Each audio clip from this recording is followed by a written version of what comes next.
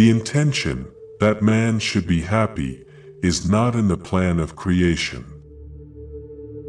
We are never so defenseless against suffering as when we love.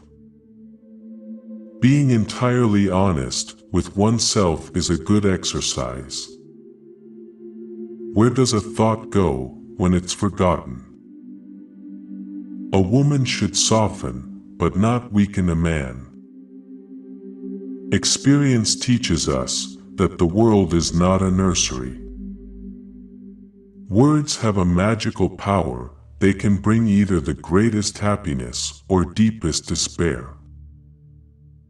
He does not believe, that does not live according to his belief.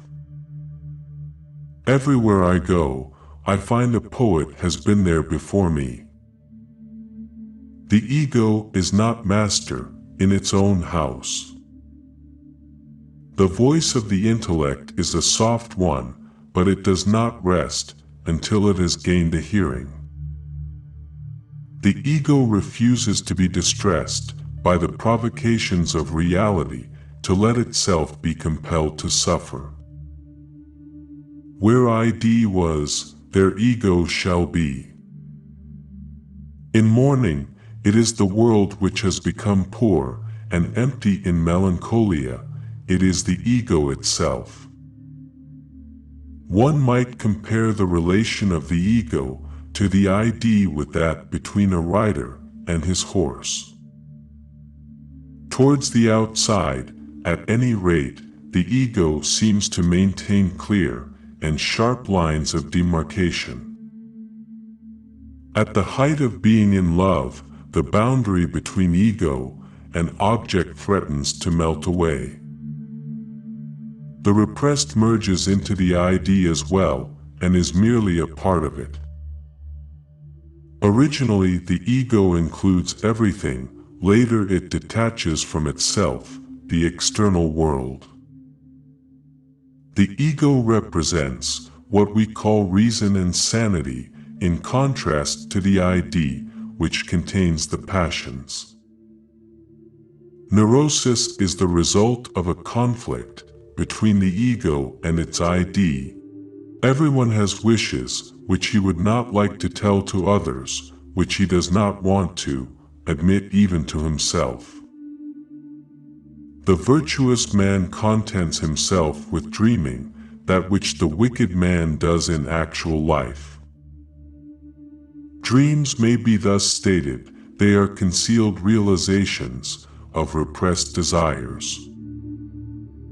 Dreams with a painful content are to be analyzed as the fulfillments of wishes. Dream disfigurement, then, turns out in reality to be an act of the censor. The ideas so far produced are insufficient for the interpretation of the dream. The dream is a sort of substitution for those emotional and intellectual trains of thought. Being entirely honest with oneself is a good exercise. Love and work are the cornerstones of our humanness. When inspiration does not come to me, I go halfway to meet it. Love and work, work and love, that's all there is. Unexpressed emotions will never die, they are buried alive and will come forth later in uglier ways. Out of your vulnerabilities will come your strength. Immorality, no less than morality, has at all times found support in religion. Most people do not really want freedom, because freedom involves responsibility, and most people are frightened of responsibility.